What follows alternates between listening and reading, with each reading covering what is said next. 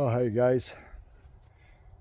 Yesterday I was clearing this bank up here and I have to go all the way down, but I was clearing all this. All this got cleared out right here. And coming down the hill, I accidentally rolled my ankle right over on its side and I sprained my ankle and I ended up down here in this brush pile. I landed on that. That's where I fell. And so I'm limping today. My ankle is really sore. And it's getting harder and harder to walk. So I'm going to be taking a few days off, you guys. My body is absolutely screaming at me. I go anymore and I'm going to end up in the hospital. I gotta take a break, you guys. I've been going on this property every day. And my knees hurt, my ankles, my hands, my fingers, my back, everything. I need a couple days off, you guys. This is a lot to undertake this time of year by myself. But let me show you here what I've done. Over here, I planted 2 pines and I staked them just to give some contrast against this bland looking barn that needs to be repainted next year. There will be a human door right there, and then there will be a walk going to it with a little landing right between these trees. So I got those spruces from the hill that I was clearing, and I've been watering all the trees, and I watered all the trees I planted over there along the bank. I still have that one to plant there yet, but George came today and gave me a hand, and it's going to take me a minute to get over there, you guys, because I'm limping pretty bad. I can't walk fast at all. My leg is killing me, and my feet and everything. My ankle is just roached. But I never would have dreamed in a million years I'd get this far on the property this time of year, being so late, being that we didn't close until Halloween. I just can't believe I got this much done. I got all the briars out here in this cove right here, and I cut down 3 trees, and there's more to do because I'm leaving that one and everything through there. All that is going to be gone just through there. But look at the flagpole. George came today and he helped, and we got this cleared out. I ran my brush mower down in there, and let me show you guys here. We got the trees cut down because the trees that were here, those ones there, were going right up into the power lines. They were growing right up in them. So we cut them down and carefully got them out of the power lines and opened this all up. And I'll have Roger come back with a skid steer, and with a bucket he'll just dig that stump right out. It'll come out like nothing. But this flagpole here, now that it's out in the open, is the kind that you can swivel. It's got 2 bolts in it, one there and one at the bottom. You pull out the bottom one and the whole thing will just swivel down, and then you stand it back up and you put the bolt right in the bottom. So I can swivel this down. See there? I just got to dig down to get to the bottom bolt, but there's the one bolt, and this whole thing will just swiveled over. So now I can get the flag in the barn put back up on that baby. But all that's left is the stumps. I mowed around the pine trees. We got a lot cleared out. I still got trees that are there that have to get cleared out, but I'm not doing that, you guys, for days. It's going to be days yet, because my body hurts so bad. But look how much got cleared out of this corner. If you remember what that all looked like, what a jungle. There was vines. George helped me prune the tree. There was a lot of dead in it, and we cleaned it up, and there was grapevines hanging in it. And eventually this is all going to be back to lawn. And then with that stump out of there, it'll look a whole lot better. So just imagine that green being all through here and all the way up and around. And there's the big pile that we put down in the woods. Whole big giant brush pile. And we raked and I mowed, and we got it all cleaned up. So it's looking so much better.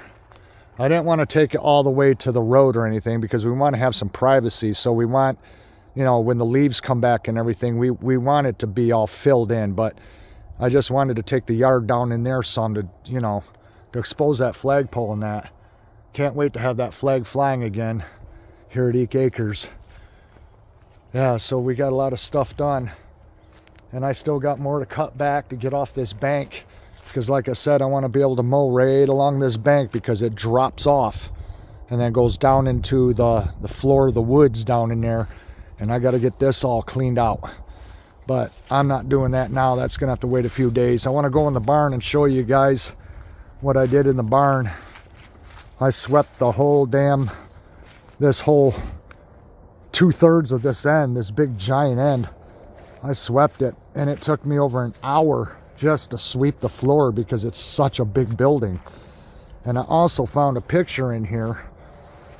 We already found one picture we took in the house that we want to hang in the living room, but I found another picture that I think I want to hang in the bedroom. Give me a second, you guys. I got to unchain the garage. With that little 20-inch broom, that's like a child's toy. There's my pile. I swept this whole floor from there all the way over to the corner, all the way down there and this way. And that's the pile I got. I got to come in with my flat shovel and get this all cleaned up and put into a trash bin. But it's all swept and it looks so much better. You know, the floor's still dirty. It could be washed with water, you know, like a pressure washer. Come in here and clean all this concrete, but this concrete is in really good condition. And it's a very thick pad because the guy that lived here, that owned this property, when he ran his tractor business, he poured a very thick pad of concrete to accommodate for heavy equipment like bulldozers and dump trucks. So back in the day, it was $100,000 to build this big, massive pole barn that's almost 100 feet long, and just the concrete pad that runs all the way through the entire barn was $100,000 to pour this cement. So between the floor and this garage right here is 200 grand. 200 grand in just this building. And it's a hell of a building, let me tell you what.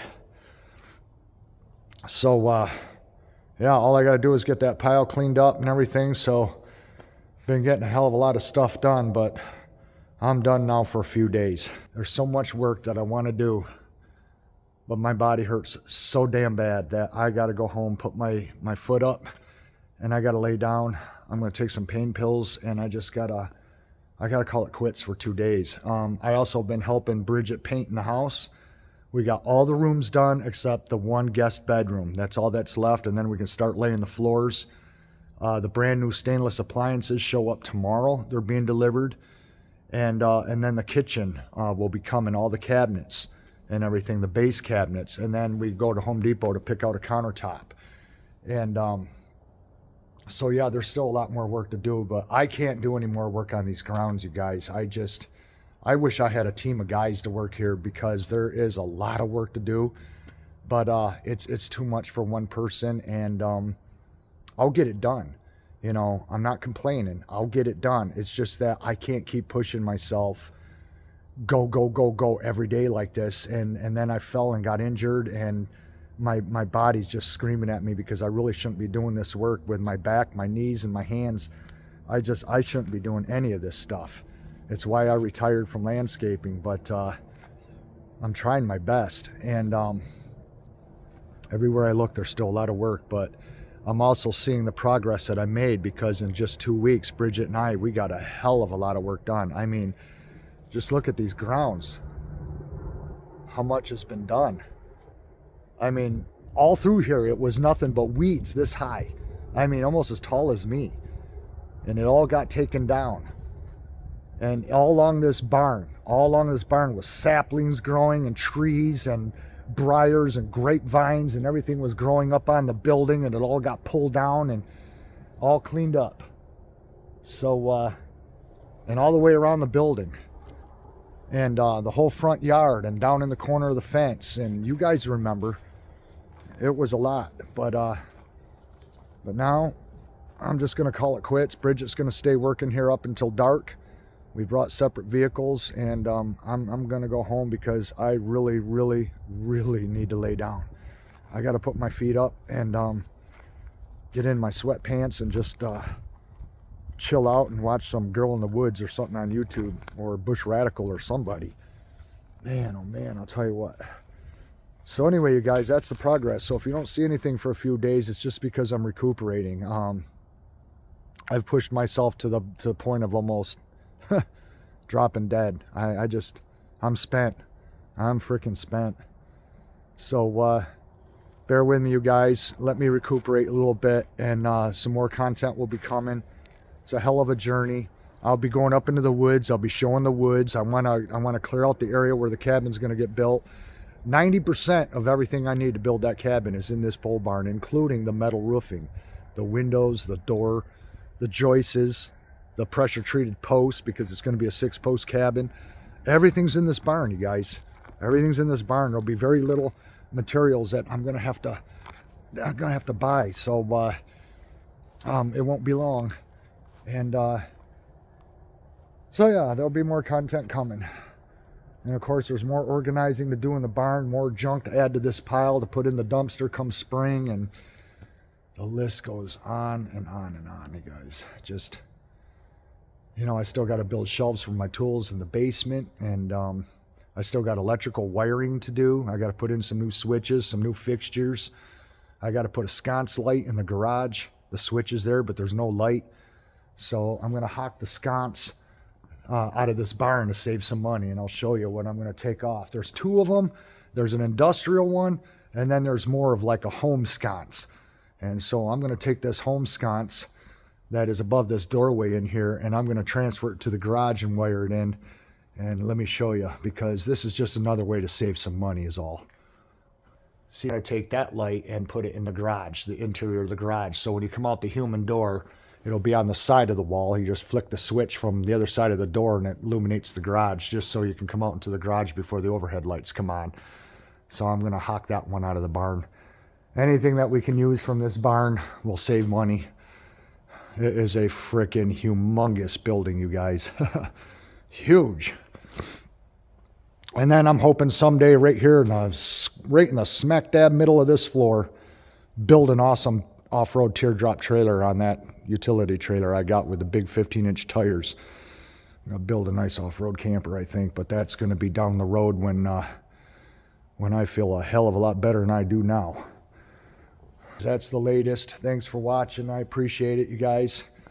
Give me a few days, and then we'll come back and we'll get some more things done, and I'll show you around a little more. And got my trail cam set back up. I took it down after it was here for 3 nights, and it didn't get nothing, unfortunately.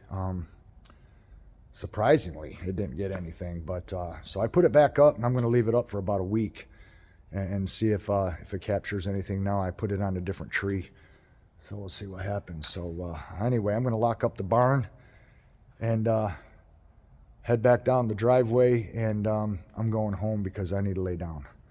Thanks for watching, you guys, and we'll see you again in the next one. Bye-bye. I almost forgot to show you guys. This is the other picture I found in the barn of these terriers here, these hunting dogs. And there's the signature. And it's a heavy frame. It's really heavy. Got some weight to it. It's got really thick glass. So that's one that I found in the barn that needs to be cleaned up, and that's going to get probably hung on the bedroom wall. I really like it. So there you go.